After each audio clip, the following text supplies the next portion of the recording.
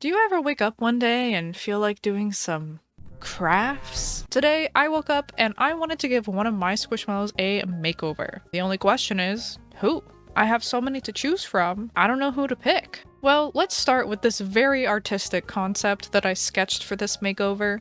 Take note of the big nose, ruffled collar, and face paint. Obviously, we're going to be making a clown-themed squish, and I wanted to choose a colorful Squishmallow to complement this theme. Enter Jerica. I just thought she'd be perfect for our little rainbow clown makeover. We have our supplies of yarn, pom-poms, and fabric markers, and now it's time to get started. I cut her tag so it wouldn't be in the way, and the next step was to open her up and get out all of the stuffing. I lost my seam ripper, so I had to use scissors. It was very difficult, do not recommend. So yeah, I had to take out all of her organs, sorry Jerica, and this is honestly harder than it looks with just this little tiny opening, so it kind of took me a hot minute, but dang, these squish can really hold a lot of stuffing. Now that Jerica is surrounded by a pool of her own insides, we can play with her skin. This is how she looks unstuffed. Very floppy, but still cute though. Okay, sorry, we're gonna stop messing around. Let's get back to work. Now let me try to explain my process here. I'm putting this piece of cardboard inside the squish skin because I need to use a rotary cutter to make some tiny holes in Jerica so that I can crochet directly into her skin. So the cardboard goes underneath where I'm gonna cut so I don't cut through both sides of the fabric. This was obviously a difficult task. It was a two-man operation, and even then everything was super uneven, but we'll get into that. This would have been a lot easier if I just full on opened her up like all the way and spread her skin flat, but I do not have that much faith in my sewing skills to sew her back up properly. I'm using a perforated rotary cutter, so instead of slicing the fabric like clean off, it just makes a bunch of tiny holes in a straight line. I tried my best to line up the sections where I made the holes, but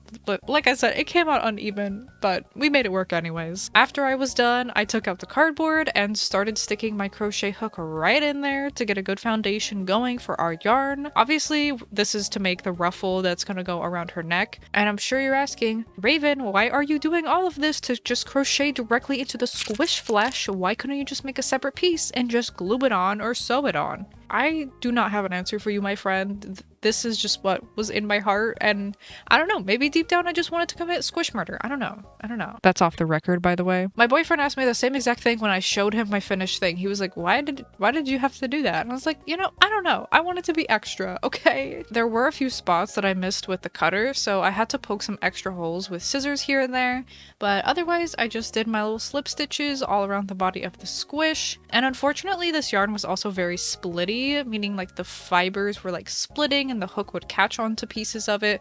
So all of that together just made the whole process kind of slow, but I pushed on, and after finishing one small section, I was kind of worried about this puckering effect that the slip stitches were having on the fabric, but there wasn't really anything I could do about that, I don't think, except keep my tension and stitches as loose as possible, which I did. So I just continued working around the fabric with those slip stitches, and once I finished, this is what it looked like. As you can see, the back is low-key kind of uneven, but it's a good enough base so that we can go ahead and start crocheting the ruffle all around. For the first round of said ruffle, all I did was crochet 4 double crochets in each stitch all the way around. You get the gist. And I had to play around with this for a little bit to find the perfect number of stitches to do, but at the end of the day, I settled on 4. So here's what it was looking like after I finished that first row. It's pretty cute, but could definitely be improved with another row. And for that second row, I did 3 double crochets in each stitch, and that was the perfect amount to get that ruffly look. So yeah, that's pretty much all I did while watching YouTube videos. Here's a closer look at the crocheting in action. I did most of this at like a little folding table that I set up in my office when I need like extra surface area, just because I had a lot of supplies, and yeah, I just needed that extra space in my desk with my computer is always cluttered and full of stuff and I have no space there. But I did also take this over to my desk a few times just so I could sit in my chair instead of on the floor. And the second row also took kind of a while just because there's so many stitches that you have to do when you're making a ruffle like this, so it just takes a lot of patience and a lot of YouTube YouTube videos to watch in the background. But after I finally finished, I went ahead and set it down and kind of adjusted those ruffles to make them in the shape that I wanted. And I started stuffing Miss Jerica back up with all of her insides, and I actually gave her a little bit extra just so she would be kind of like extra plump and firm. Then it was time to sew her back up. I think this is a ladder stitch that I'm using. I'm not really sure. I don't know anything about sewing. All my besties who know how to sew out there, please don't judge me for this video, okay? Please. I'm a crocheter. I do yarn. I don't know how to work with fabric. I don't know how to use those rotary cutters. Please don't come at me in the comments. I tried my best. But I really like this stitch because you make all of these like little obvious stitches, and then at the end you just kind of like pull it and they just like all disappear, and it's all very satisfying. So this is what she was looking like so far. I also sewed down her little butt tag very poorly just because I didn't want it sticking out. I don't know, it was kind of like sticking out very obnoxiously. So I went ahead and trimmed up my little ends here, just kind of finishing off that ruffle so it's nice and clean looking. And then now we are getting to work on a little party hat or clown hat. I don't really know. I just saw a lot of imagery for clowns where they're wearing kind of like a pointed party hat, that kind of thing, so I just decided to make one of those.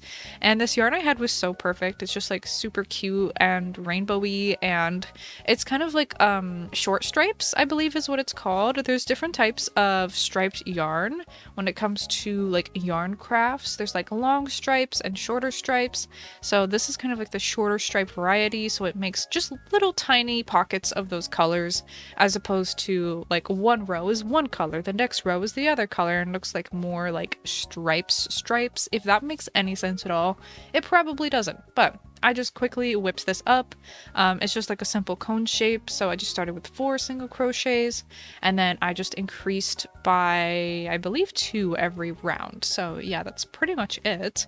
And then here is me finishing off those last couple of stitches. Also, side note, comment what color do you think this nail polish is, because it said green on the bottle. This does not look green, in my opinion. I don't know. I feel like the bottle is gaslighting me.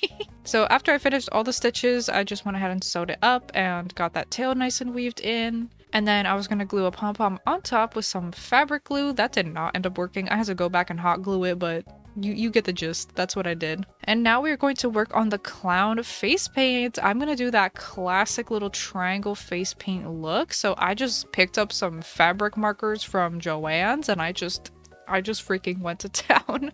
If you see that little purple scrap in the top left hand corner, that's actually some Squishmallow skin that I had left over from a different murder that I committed, but I used that to test out this paint marker, so I at least tested it a few times on that extra piece of fabric. So I wasn't going in like totally blind and just totally winging it. I mean, I kind of was. I didn't do like a stencil or anything, and maybe I could have afforded to do that, but it's okay.